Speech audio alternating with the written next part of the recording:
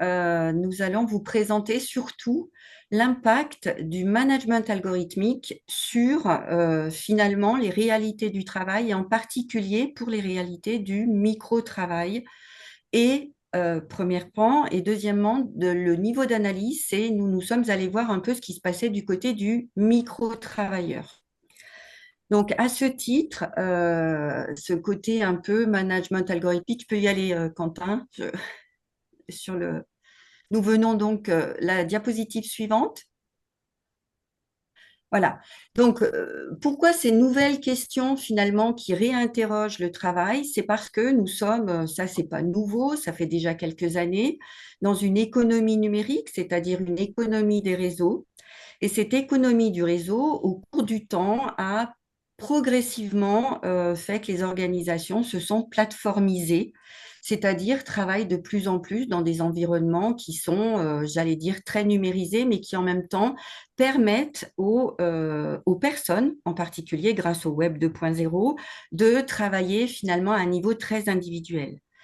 D'un point de vue plus formel, la plateforme numérique, comme vous pouvez le voir à l'écran, sur un plan individuel, justement, c'est un écosystème qui finalement est très complexe d'intermédiation numérique avec ce qu'on peut appeler des actants, un offreur et puis un répondant qui remet en question fondamentalement c'est les fondations du modèle social historique.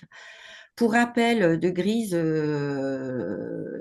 définit ce modèle social comme une unité de temps, ce qui effectivement n'est plus le cas, puisque maintenant on peut travailler, j'allais dire 24 heures sur 24. L'unité de lieu, qui n'est plus le cas, la preuve, on est en train aujourd'hui de travailler un peu à distance. Et enfin, l'unité d'action qui permettait d'avoir en gros des négociations sociales et d'avoir une dynamique, j'allais dire collective, qui est effectivement remise en cause par ce management algorithmique.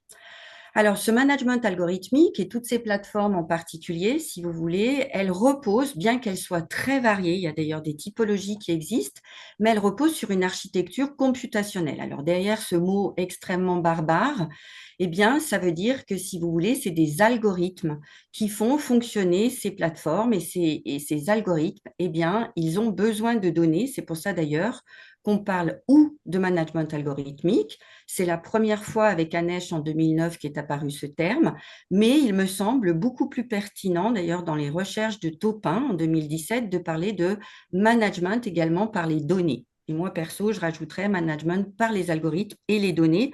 Pourquoi? Parce que les données, c'est un petit peu, j'allais dire, les ingrédients, si vous voulez, de sortie et d'entrée, mais derrière, eh bien, l'organisation de ces données, c'est précisément l'algorithme qui le fait. Donc, à partir de là, nous, les questions qu'on s'est posées, c'était d'un point de vue, comme je vous le disais en introduction, une nouvelle manière de réguler les relations sociales puisque cette unité d'action collective n'existe plus. Et les conséquences au niveau du micro-travailleur, du travailleur de clic, c'est de se dire quelle protection sur un plan juridique on peut avoir.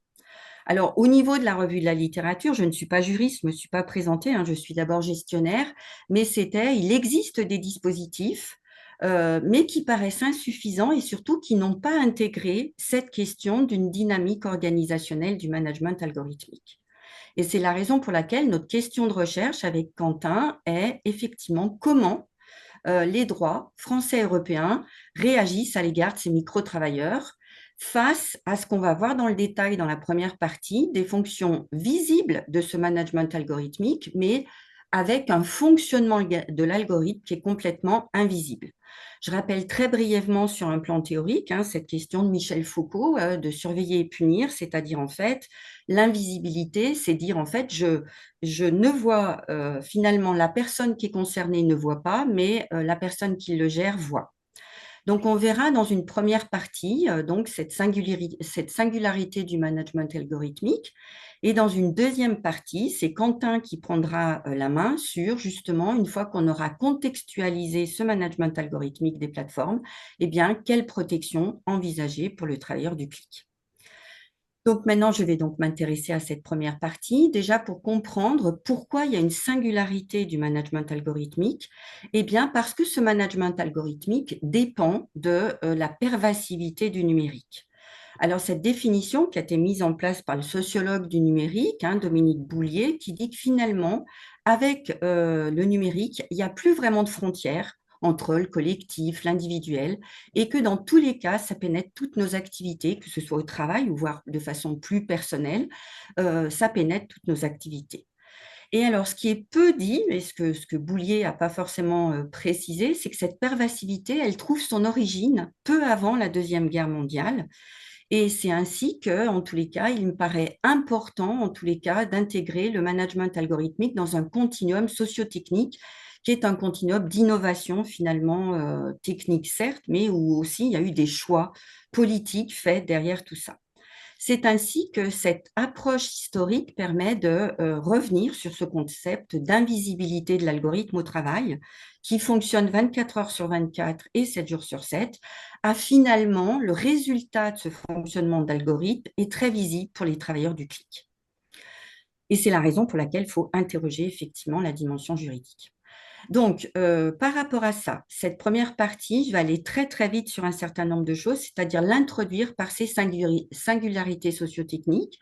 Et je vais passer vite parce que, si vous voulez, vous avez tout le détail dans le chapitre d'ouvrage que Emmanuel Mazuillet a organisé sur le micro-travail d'un point de vue donc économique, droit et gestion. Et donc, cette pervasivité du numérique, elle est finalement le résultat d'une convergence de plusieurs histoires. D'abord celle de l'informatique avec le traitement des informations.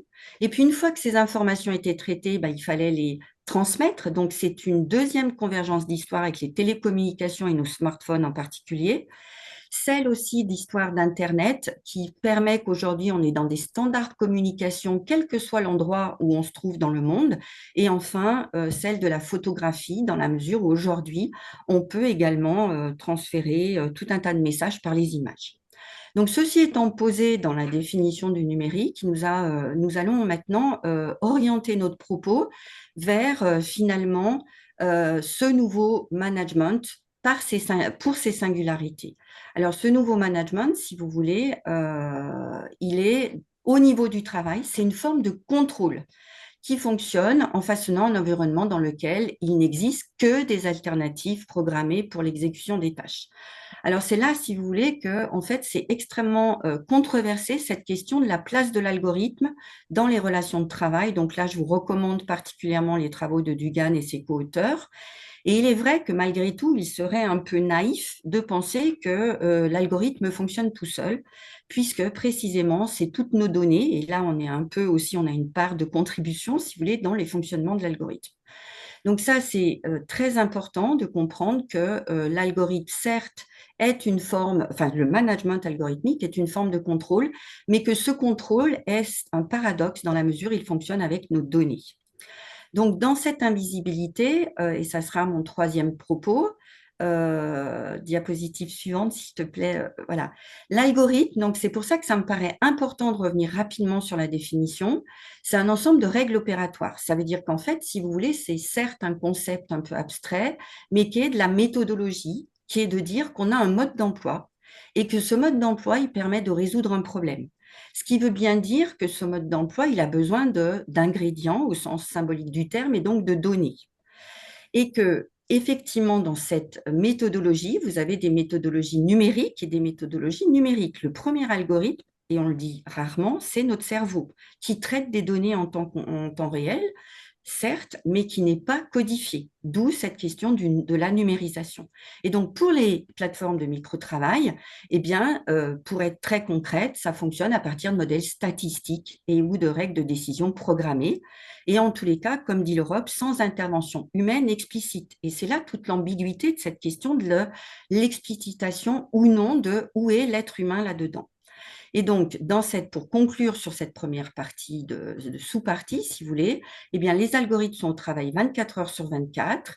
en associant à tout moment un travailleur qui est invisible parce qu'il est identifié numériquement, donc dans un code qui ne veut rien dire pour la personne du commun. Cette identification rend donc le travailleur invisible, donc ça, il y a des recherches là-dessus, et plus largement, cette invisibilité au niveau de la gestion des organisations génère de nouvelles asymétries de pouvoir, mais aussi des activités managériales qui, elles, sont très visibles. Et c'est ce qui nous amène tout naturellement à notre deuxième section, donc 1-2, sur lequel, donc, pourquoi ces fonctionnalités du management algorithmique sont visibles? Parce que la revue de la littérature là-dessus est claire. Eh bien, le management algorithmique, dans ses fonctionnalités, c'est soit surveiller et contrôler les micro-travailleurs. Effectivement, on le voit par le fait qu'on peut à tout moment les repérer, les géolocaliser, par exemple. Ensuite, les évaluer par des systèmes de croix. Et enfin, on peut également un peu impulser un mode d'action qui réduit leur champ d'autonomie. La revue de la littérature là-dessus est très simple. Sur chacune de ces fonctions, on a deux mécanismes. Alors, comme je vois le temps qui passe, je vais laisser la place à Quentin. Mais si vous voulez rapidement les mécanismes pour la fonctionnalité de surveiller et contrôler, il y a les mécanismes de récompense et de punition. Ensuite, pour la fonction évaluée, vous avez des mécanismes de traçage par justement l'évaluation par la foule, la notation. Hein. Vous allez au restaurant ou vous avez une action, alors puisqu'on est dans le micro-travail, eh bien en gros, on décide que oui ou non, c'est bon ou pas bon. Et la fonction décidée, justement, qui est liée, ces trois fonctions étant liées, des mécanismes de directives restreintes ou recommandations qui permettent à tout moment de décider si oui ou non la microtâche est bonne ou pas bonne et qui, justement, on a bouclé sur surveiller et contrôler. Au final, ce qu'il faut retenir, c'est qu'empiriquement, par rapport à toutes ces fonctionnalités, ce mode de management qui est très invisible, si vous voulez, eh bien, on a des résultats contrastés sur la place et le rôle de l'algorithme pour la protection des données personnelles. Et c'est la raison pour laquelle je vais passer la main à Quentin sur le fait de que dit le droit par rapport à cette protection des données personnelles qui viennent du micro-travailleur. Bien, merci Christine. Donc pour ma part, vous l'aurez compris, je vais m'intéresser à la question de la protection d'un point de vue juridique que j'ai pu creuser dans le cadre du projet Traplanum auquel j'ai participé sous la direction d'Emmanuel Mazuyer, qui est également ma directrice de thèse. Donc, alors, la question que je vais poser ici, c'est, au regard du management algorithmique, c'est est-ce qu'il y a une protection prévue par le droit? Par le droit. Alors, la question de la protection peut se résoudre à deux aspects en réalité. Elle a déjà un aspect positif, c'est-à-dire est-ce qu'il y a une protection dans le droit positif tel qu'il est en vigueur actuellement? Ou d'un point de vue prospectif, c'est-à-dire quelles sont les protections que l'on pourrait envisager à l'égard du management algorithmique. Alors pour ma part, je vais surtout me concentrer sur ce qui est du droit positif actuel. Et pour analyser ma question, je vais d'abord me demander ce qu'est la protection. Protéger, qu'est-ce que ça veut dire? Eh bien, protéger, ça veut dire se mettre à l'abri de quelque chose, préserver. Il y a dans l'idée de protection une idée d'anticipation. Donc, les objectifs de ma présentation seront doubles. Il s'agira d'abord d'essayer de comprendre la logique entourant la régulation du management algorithmique pour en adopter une grille de lecture, mais aussi pour voir si, effectivement, le droit positif protège ou pas les micro-travailleurs du management algorithmique. Donc, pour réaliser ma Quentin, présentation, oui, je veux juste vous signaler que normalement, il vous reste 1 minute, mais cependant, je vais accorder 5 minutes de Je suis plus. désolée. Non, vu que vous êtes trois, à chacun, je vais rajouter 5 minutes. d'accord. Ok, bon, je vais essayer de faire vite. Donc, ma présentation va s'articuler autour de deux rapports. D'abord, un rapport entre l'objet et le sujet, pour ensuite aboutir à un rapport intersujet.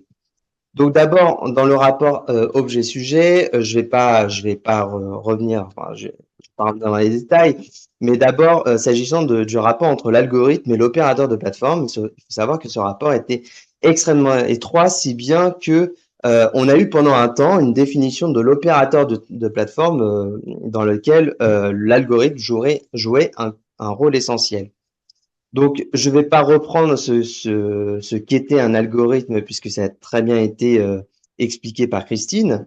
S'agissant de l'algorithme en lui-même, on a une proposition juridique qui est assez souvent avancée, qui est celle d'instaurer une transparence algorithmique. Alors, il faut savoir qu'en droit positif français et européen, il n'existe pas de telle transparence dans les rapports entre les personnes privées, parce que l'algorithme est un élément protégeable par le secret des affaires. Alors, d'un point de vue prospectif, est-ce qu'il faudrait aboutir à une telle transparence? Je pense que la proposition n'est pas si opportune que cela, parce que quand on se concentre sur les écrits sociologiques en la matière, on voit que l'algorithme est parfois difficile à comprendre, et il est parfois difficile à comprendre pourquoi l'algorithme est arrivé à un certain résultat, et y compris pour les concepteurs des algorithmes. Par ailleurs, il y a des limites matérielles de la langue et a fortiori de la traduction qui pourraient limiter l'efficacité d'une telle transparence. Et enfin, elle me semble un peu utile puisque la neutralité algorithmique est en réalité une pure illusion. Ce qui est intéressant, c'est de voir le rapport entre le micro-travailleur et l'algorithme, parce que comme Christine l'a expliqué, le micro-travailleur est à la fois la source de l'algorithme par la fourniture de ses données, et en même temps, il est destinataire des décisions de l'algorithme. Ce qui fait que l'algorithme a besoin des données personnelles du micro-travailleur. Et ça, c'est intéressant parce que ça nous permet de comprendre le droit applicable au micro-travailleur et à l'algorithme au niveau de ce rapport, notamment l'application du droit de la protection des données personnelles. Ce qui me permet d'aboutir au rapport entre les sujets, puisque le droit va créer un rapport entre sujets, alors qu'initialement, on se concentrait sur le rapport entre un objet et un sujet. La question qui va se poser consistera alors de savoir si la personne qui est le micro-travailleur peut trouver une protection par l'intermédiaire du droit de la protection des données personnelles. Nous verrons que le droit de la protection des données personnelles en France et en Europe ne protège pas tant la personne que ça. Il encadre la collecte et le traitement de ces données par l'attribution de droits. Mais s'agissant de la personne en elle-même, la réglementation est plus dans une logique de réparation plutôt que d'anticipation des risques. Et ça, cela vaut notamment lors de la collecte. La cause étant le principe d'accountability, donc le principe selon lequel il faudrait rendre des comptes, dans la mesure où on voit bien que la réglementation est articulée en fonction sur la responsabilité du responsable de traitement. Le responsable de traitement détermine en effet les bases juridiques du traitement, il définit les finalités du traitement. Il y a certes un principe de minimisation qui dit que seules les données nécessaires à la réalisation des finalités peuvent être collectées et traitées, mais le principe d'accountability, tel qu'il est pensé, suppose que le contrôle du respect de la réglementation est a posteriori, il n'y a pas de logique d'anticipation des risques. Le seul mécanisme qui pourrait donner lieu à un contrôle a priori par la CNIL serait l'analyse d'impact, et effectivement, il faudrait réaliser une analyse d'impact dans le cadre du management algorithmique. Néanmoins, le contrôle a priori est conditionné au fait, à la présence de risques résiduels élevés, ce qui suppose que le responsable de traitement doit être concrètement capable de les apprécier dans l'analyse d'impact qu'il effectue. Alors, on voit que la réglementation est insuffisante pour aboutir à une protection au niveau de la collecte. Alors, qu'en est-il du traitement? C'est-à-dire, on va se poser la question de savoir si les droits permettent vraiment de protéger. En l'occurrence, on a un premier pas qui est fait avec le droit à l'information qui, lui, s'applique en toutes circonstances. Néanmoins, pour les autres droits, il y a des limites. Par exemple, pour le droit d'accès, il est limité aux seules données de la personne concernée. Et là, on peut voir, par exemple, une contradiction entre des intérêts individuels qui peuvent se manifester et des mécanismes collectifs. Par exemple, comment prouver une discrimination si je n'ai pas accès aux autres données? Le droit d'accès est également limité par le respect des droits et des libertés d'autrui, dont fait partie le secret des affaires, ce qui est intéressant, puisque je dis tout à l'heure que l'algorithme était protégé par le secret des affaires. Et enfin, il est tout à fait possible que le responsable de traitement refuse l'exercice du droit d'accès. Alors certes, un recours pourrait être possible, mais concrètement, le sera-t-il exercé dans le cadre du microtravail au regard des enjeux dont financiers? Ce n'est pas si sûr que ça. Ensuite, on aurait le droit de l'article 22 du RGPD qui est le droit de ne pas faire l'objet d'une décision fondée sur une décision fondée exclusivement sur un traitement automatisé de données. Et là encore, on a des limites déjà sur le champ d'application de ce droit. Une intervention humaine pourrait exclure le bénéfice de ce droit. Et aussi, il faut démontrer que la décision produit des effets juridiques à l'égard de la personne concernée ou l'affecte de manière significative. Alors sur Il ce reste point, 1 minute. oui, d'accord. Alors sur ce point, on avait le G29 qui avait pris l'exemple d'une possibilité d'une privation d'emploi, mais la question est de savoir est-ce que les micro-travailleurs sont candidats à un emploi, ce n'est pas sûr. Par ailleurs, il y a d'autres exceptions, il y a des limites tenant aux exceptions de l'article 22, notamment lorsque le traitement est nécessaire à l'exécution ou à la conclusion du contrat, et également le consentement qui peut faire obstacle à l'application de ce droit. Enfin, on a d'autres droits, le droit à la rectification des données, à l'effacement, à la limitation du traitement ou à la portabilité, mais ils ne sont pas des recours face au management algorithmique car ils sont inadéquats à l'objectif d'être protégés pendant l'exécution du contrat conclu entre le micro-travailleur et la plateforme. Le droit pertinent pourrait être à la limite le droit d'opposition, mais il est trop limité dans son champ d'application.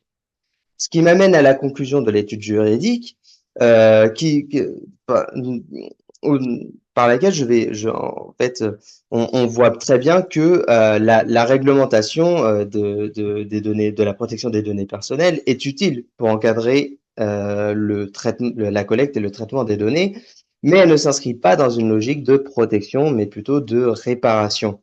Parce que les objectifs du RGPD s'intéressent à la protection des personnes physiques, mais relèvent aussi du champ économique, tout en assurant la libre circulation des données. Voilà, je vous remercie.